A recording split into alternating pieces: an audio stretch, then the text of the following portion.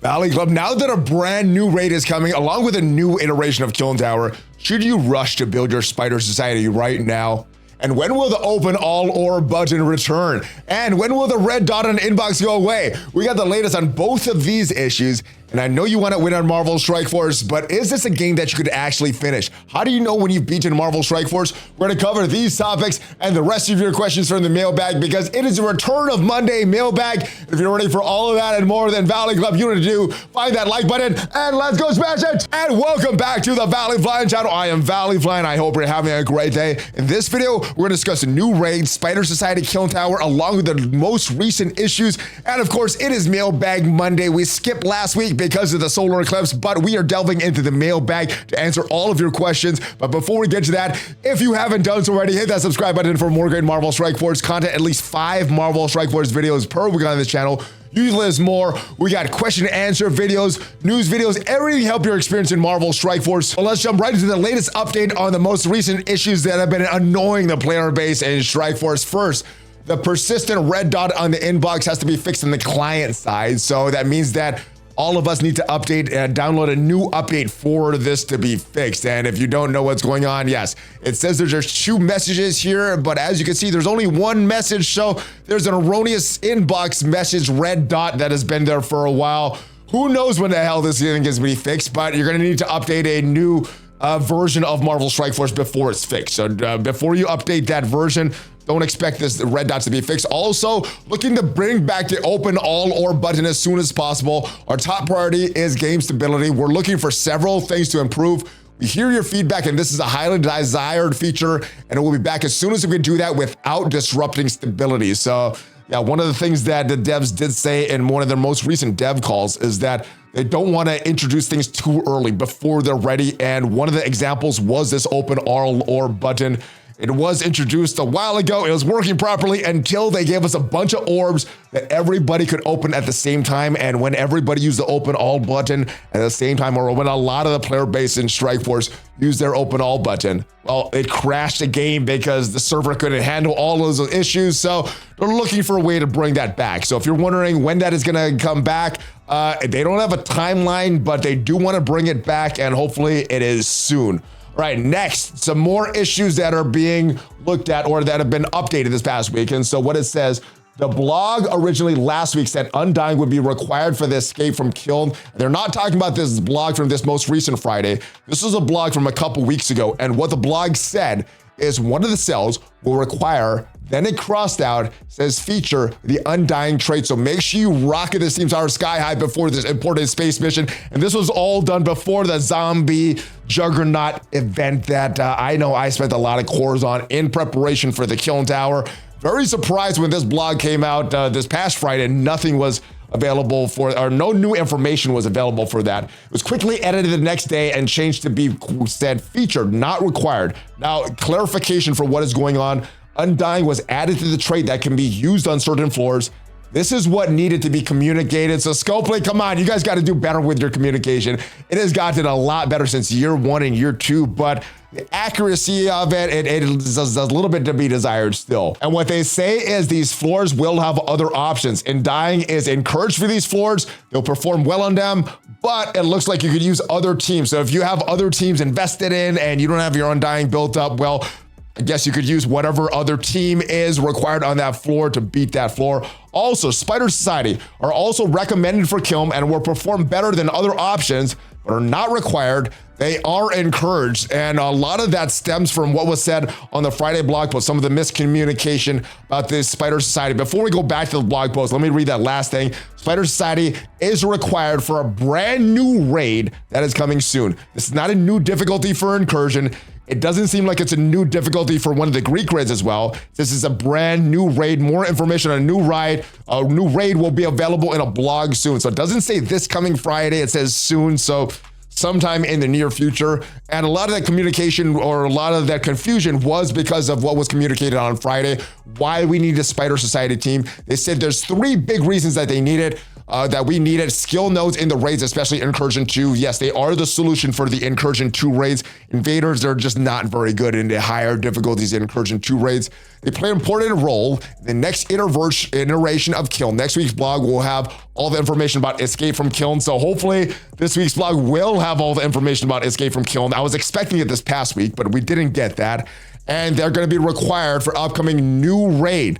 And of course, it's confirmed by what was in the Can Be shared channel on the Envoy server. This is going to be a brand new raid, not a new difficulty of Incursion, not a new difficulty of a Greek raid, a brand new raid. So like a Omega or something like that. So with all that said, do you build the Spider Society right now? I think a lot of that does depend on what you and your alliance are doing.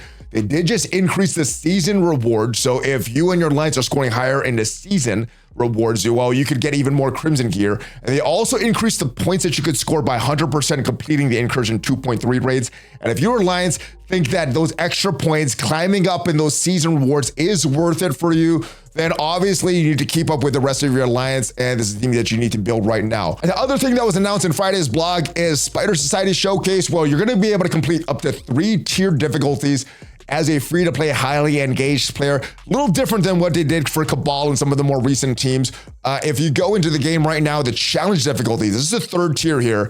Well, at the end of this showcase, which is at the time of me recording this in about 20 days, you should have a full Spider Society for free that you could use and complete all and get all the first-time rewards for this. That wasn't a thing before, so depending on what you and your alliance want to do for whatever that new raid is, when it's announced, maybe that timing of when that raid is announced will change what you want to do with the Spider Society. But really, the only thing that you need this team for is to 100% complete the new Incursion 2.3 raids and to use them on whatever is required in that new raid that is coming. So if that is a factor for you, build these guys right now. But if you think you and your alliance aren't going to be wanting to 100% complete that new Greek raid, or 100% complete the Incursion raids, you can hold off on them at least for now. Let's move on to the first question of the week. With Dark Dimension 7, we have all enemies at level 100, but with the recent past Dark Dimension 7s, they've had releases with previously unreachable levels. What do you think about the idea that 100 is the final level and some other system will be used to power up for additional gear levels? Personally, I would like a new system that was added that didn't use training materials so we could finally level up the entire roster to max. Well, first off, I don't think you're supposed to get your entire roster to max. If the devs are doing their job properly, you should always have something to chase. Once you have nothing to chase, that's when the game gets boring and people stop playing. That's why I think they talked about Professor X so early before anybody even had Mephisto unlocked. So endgame players, endgame Krakens that unlock Mephisto right now, they still have something to shoot for right away. So I don't think the goal of this game is to get your entire roster to max. I do think that they have further plans after level 100. Obviously, they don't just think out of this game in like this year, next year. They have years and years and years that they want this game to go off on. So I think increasing the level cap to 105 next year, 110 the next year after that, 115. I think that's a trend that's going to continue. Obviously, all of us need gold. All of us need training mats. So something that would get us to higher levels a lot sooner would be good. I think that's what they want to do with their token system to avoid that, but I don't think the levels are going away anytime soon. And I don't think, unless you are a Kraken spending ungodly amounts of money, I don't think you're ever going to get your roster fully maxed out. Because if you don't have anything to chase, then what's the point of the game? You've beaten the game and there's nothing else to do. So I don't think the devs want you to fully beat this game. Hey, ValleyFlyin, will Cabal be future proof for Crucible, kind of like how Undying is future proof for Alliance War? Also, when will beta, alpha, and gamma orbs be updated? Well, hopefully with an announcement of the new orb, new raid coming, hopefully they go back and update these older Greek orbs any soon. I don't expect it anytime soon. I know they have a lot of list of things that they want updated, and I think this is probably lower on their list of priorities. I think it's something that they eventually want to get to, but because there's so many things that have higher priorities, I think this will eventually be get to. So I don't think this is something that will be done right away. But as far as future proofing for Cabal, for Iconic Crucible, I think Undying is a little unique situation. Remember that all war teams, they do have a longer shelf life. So even teams like the Underworld, they're still performing pretty decent in war. They were an old team, but war teams do have a longer shelf life. Crucible teams do have a kind of a longer shelf life as well. Raid teams have a very short shelf life. And if you're looking at the shelf life of arena teams, well, they get into hybrid teams very, very soon. So as far as these Crucible War teams, you can be kind of confident building up teams knowing that they're going to be having some value in the future more than raid teams and other teams. But I see the Cabal more like the Tangled Web rather than Undying. The way I see Undying is, at least what I thought they wanted to do, is release a character every single Halloween, build on that character. So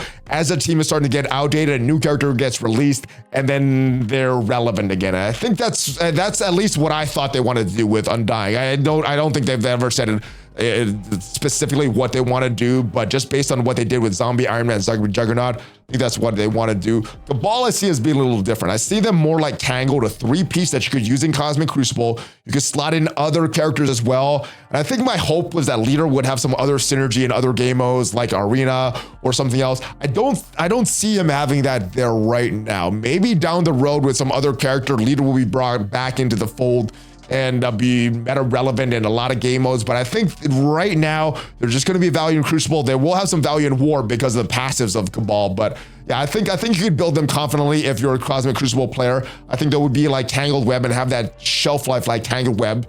I'm still using Tangled Web right now, and some seasons are a little more valuable than others, but Tangled Web, I think I've used them every single season since they were released. So I think that's where I see Cabal headed. Valley, quick question, not from me, but from my alliance and other players. When is the open all orb button coming back? Yeah, we don't know. The devs don't know either. They want it to come back as soon as possible. I think they don't have an idea. Many of us are saying hundreds of orbs, don't have any patience, time to go 10 at a time. I understand why they initially took it down. I thought it would be back by now. I think they thought it would be back by now as well. I don't think that they thought it would be down this long. Hopefully they figure out a long-term solution, because as was made known in one of the dev calls shortly after that it went down, open all orb button is something that was released a little prematurely, and in a normal circumstances it does work correctly. But when majority of the player base is trying to open all their orbs at once, having all those pings to the server, they need a better solution for that. So hopefully they find out that solution very, very quickly. All right, hello Valley, unlocked sus, congratulations. That is a major accomplishment, my brother. All right, it was a hard-won battle, but now on to Dark Dimension 7, and later Professor X with the Age of X coming to the game soon. Technically, we are in the Age of X right now. Now that Dark Dimension 7 has been released, I think now we're in the Age of X, so as indicated by that event that went live a couple weeks ago. But anyway, back to your question. We'll also be introducing a new ISO level color like purple or something for the gear tier cadence. I'm wondering that as well. So I think purple would be the proper color. If you look at their gears, it went green, then blue, then I think it went purple. So I think if they do something like that with ISO, it would follow like that other cadence. I thought they would add just the next layer of that. Of course, they would need to increase that ion significantly, and I'm not sure if they want to do that yet for Apocalypse, but I think eventually we will get a new ISO 8 level. Hopefully it comes with some interesting new mechanics. Hopefully it's not too grindy, and hopefully it's not too restrictive. Like initially level 4 and level 5 of ISO 8 Blue was pretty restrictive, pretty hard to get. Now it's opened up a little bit more. I think they need to open up even more before they introduce a new gear tier, or a new ISO 8 tier, but I think eventually that is coming. Valley, I am a returning player. Just got baby Apocalypse. Congratulations, my brother. That is a big accomplishment in the game. Finished building of Secret Defenders. Wondering if I should keep investing in Bifrost past gear tier 15. So a lot of this is going to be on what you and your alliance are doing right now. Currently in the Cosmic Season Crucible, or this current season of Cosmic Crucible, Bifrost does have value in Room 2. They are the solution for the Mystic section of the raids. And if you are doing whatever your alliance needs you to do in the raids right now, I would say don't invest anything in them, because you know that they're going to be replaced. Now, Val is a little different.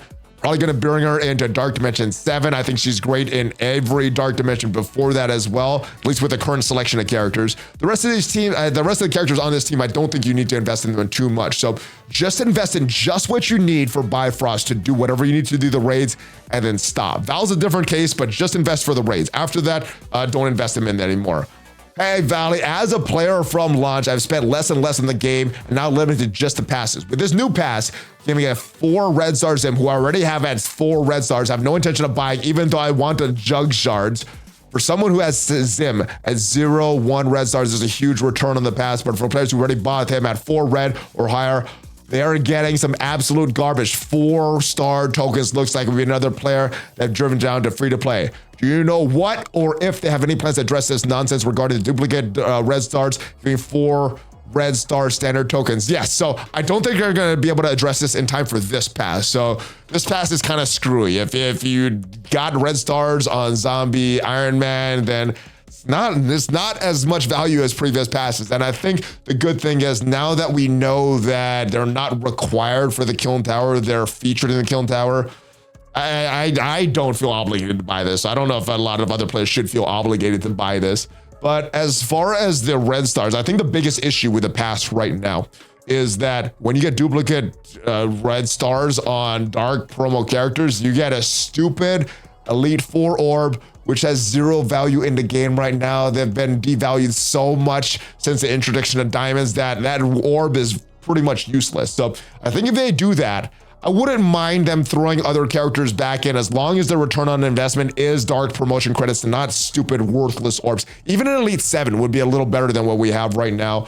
It is a lot of value for someone that has 0 stars on this character, not as much value for someone that has even 1 star on this character.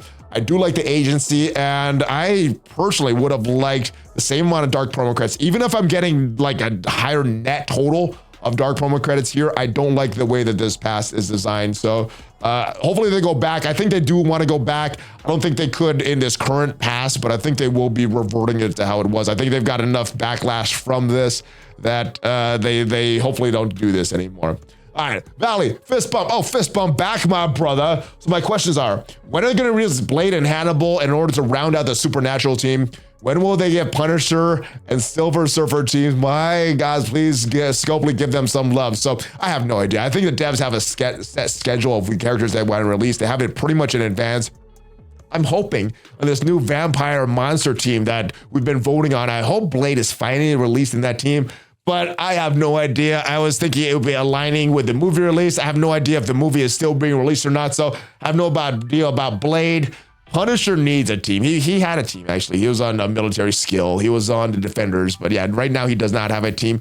Cosmic Ghost Rider has a team, though, sort of. It's kind of a Frank Castle. And Silver Surfer, I don't think he ever had a team. He was always a plug-and-play characters. But so yeah, I think you can even give him some love, Scopely.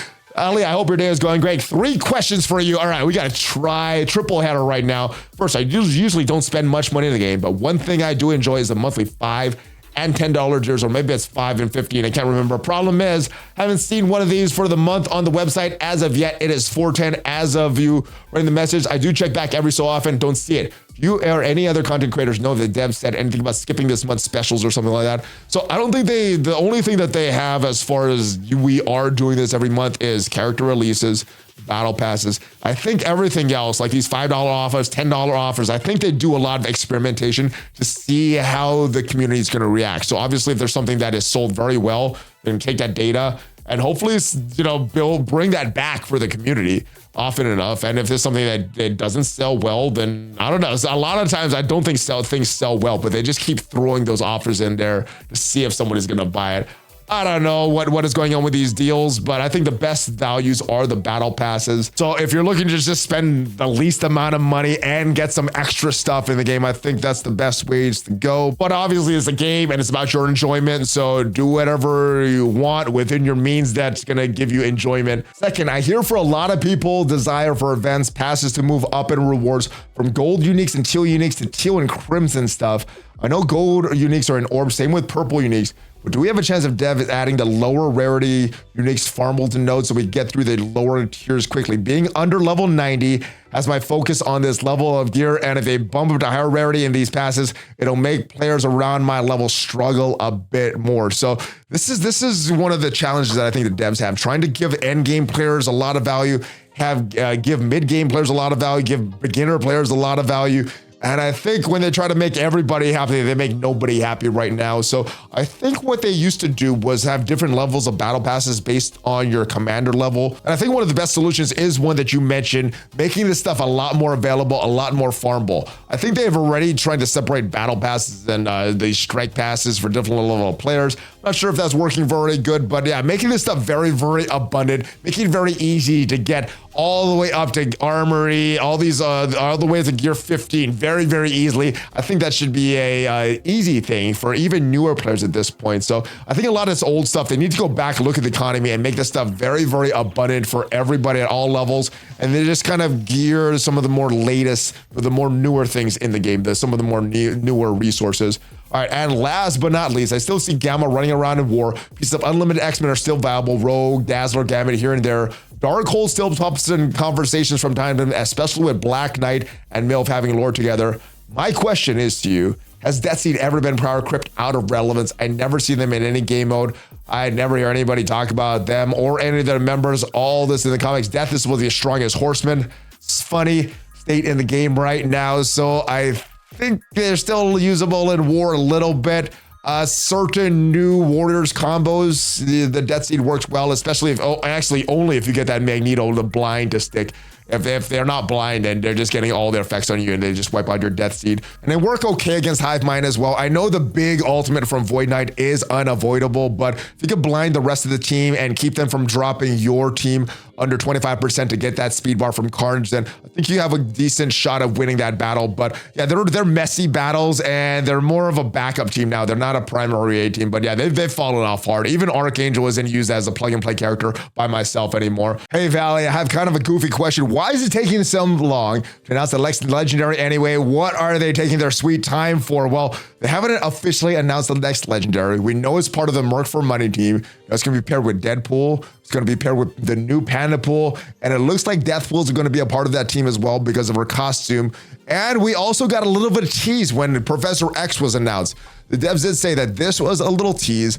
I'm thinking that is Old Man Logan. I think a lot of the rest of the community thought it was Old Man Logan as well. Maybe it's someone else like a Ghost Rider or something like that, but I think this is what the next legendary is. Whether this is Old Man Logan, some version of Ghost Rider, some other character, I think this is the announcement of their next legendary. Based on that, let me know who you think the next legendary is, and let me know if you are or not going to build the Spider Society. Hopefully you got some value from this video. If you did, leave it a like. It is free for you and it helps out the channel tremendously. And if you want to see what are the best characters in Marvel Strike Force right now, check out the video up there and I'll see you guys next time. Have a great rest of your day. Hulk fist bump, ValleyFlyin out.